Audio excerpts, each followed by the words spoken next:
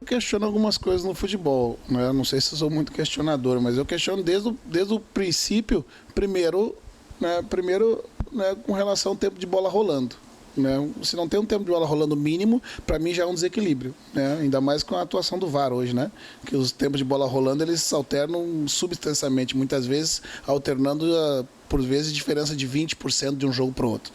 Isso aí já é um desequilíbrio na competição, um tempo diferente de bola rolando para outro jogo. Né? Com relação ao jogo às 11 horas, eu não sou contra, né? Mas desde que todos joguem o mesmo número de jogos. Porque se tem um time que joga 5 jogos às 11 horas da manhã e outro que joga 1 ou não joga nenhum, já tem desequilíbrio na competição também. Né? Por quê? Porque há uma mudança na logística, há uma mudança na estrutura da rotina diária de um atleta, né? Com jogo às 4 horas, com o hábito de quem gosta de dormir mais tarde. Né? Não vai conseguir justamente porque há um jogo às 11 horas da manhã, tu mudar o teu ciclo biológico e dormir cedo para acordar às 7 horas da manhã. Né? Partindo do princípio que às 7 horas da manhã tu bota um café da manhã com massa e carne moída e frango e peixe, ninguém vai comer.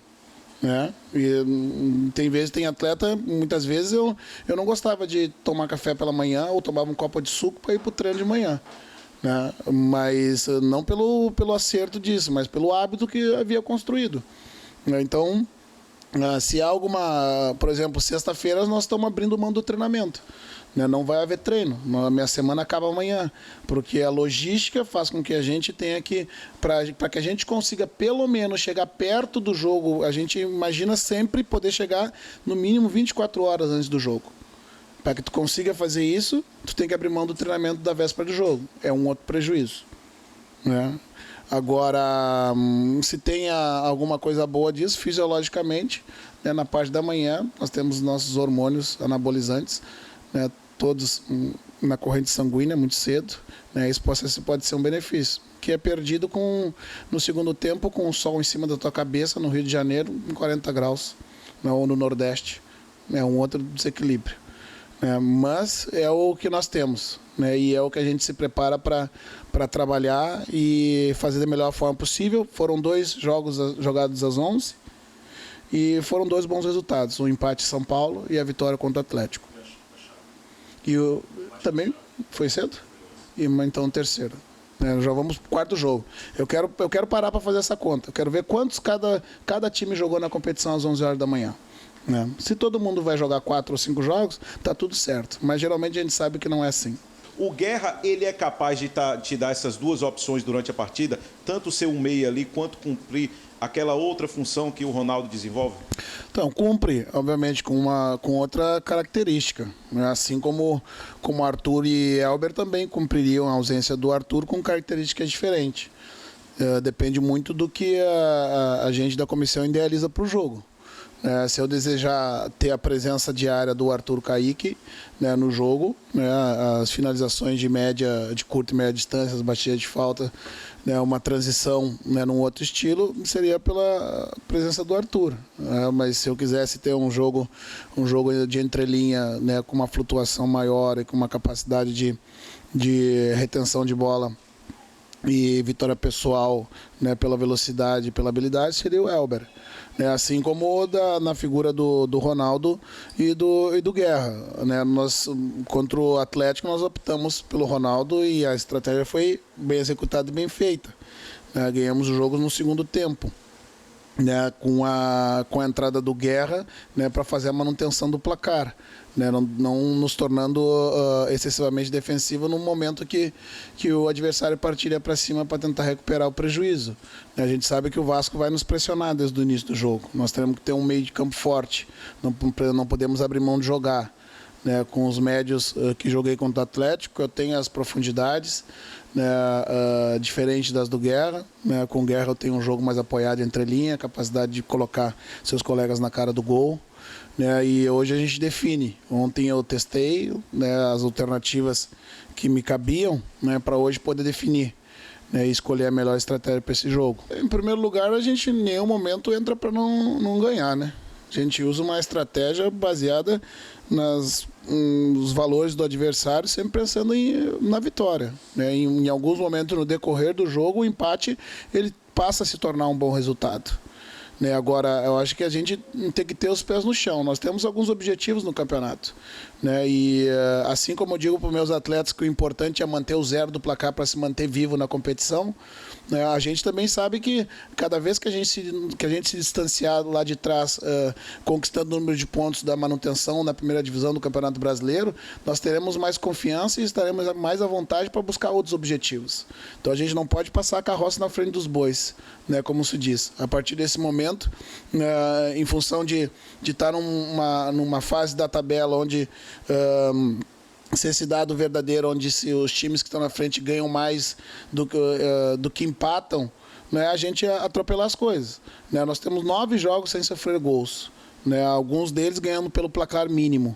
Né? A defesa, jogos se ganham pelo ataque, mas campeonatos se ganham pelas defesas. Né? Os jogos que nós fizemos mais de 2 gols, ou 2 gols pelo menos, né? Nós ganhamos do Corinthians em casa, ganhamos do Fluminense em casa, mas perdemos do Botafogo fora num jogo que a gente fez 2 gols. Eu não me iludo, né? Mas sei do potencial que a gente tem, mas eu acredito que a estratégia é essa. Né? Se manter firme defensivamente, né? Não abrir mão nunca de vencer, né? Mas preservar sempre a possibilidade de se manter vivo, né? Zerando o placar contra a gente. Cada jogo te dá a oportunidade de, depois avaliado, tu tirar algumas conclusões importantes e cada adversário, em alguns momentos, vão expor uma fragilidade ou uma necessidade de ajuste em um setor. Né? Não dá para a gente dizer que todo jogo gera uma dificuldade igual. Os adversários, a característica do adversário coletivamente e individualmente geram dificuldades diferentes. Tendo a semana cheia, né, eu consigo ajustar isso. Né, agora no feedback, né, a gente passa o nosso jogo anterior com as correções a ser feitas. A gente já planejou a semana em cima das correções a serem feitas, dos reforços a serem feitos. Ainda tem algo a mais que eu ainda faço, o coletivo que foi feito eu transformo no jogo para que eu corrija através do feedback, do treino, aqueles que vêm jogando menos, para que os princípios do time eles sejam assimilados por todos. Né? E a semana te dá essa possibilidade. Né? E dá a possibilidade também do ponto de vista físico, recuperar todo mundo.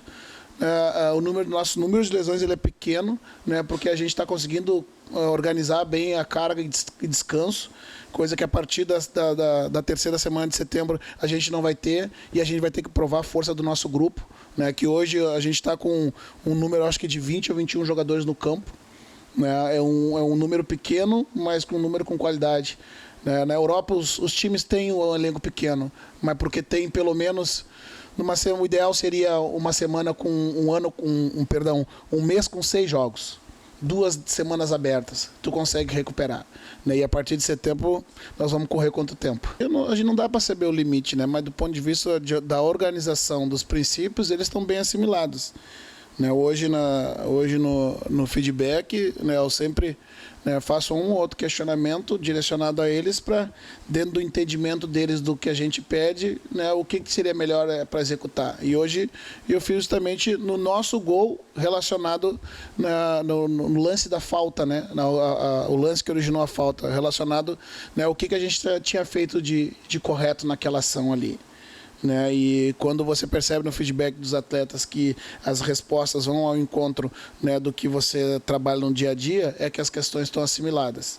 Estão começando a interiorizar e sair de uma forma mais inconsciente no jogo, que é o que o treinamento te proporciona. O objetivo do treino é gerar comportamento. Né? E os comportamentos eles precisam ser assimilados pelo corpo, né? Não só pelo consciente. Quando começa a se tornar consciente a manifestação, né, das questões táticas, é porque o inconsciente está começando a assimilar. E isso é importante. Então tem bastante coisa a evoluir, né, mas eu acredito que do ponto de vista da estrutura, né, do modelo, todos sabem o que tem que fazer dentro de campo em todos os momentos. Né, e isso é o mais importante para mim. Bahia! Bahia!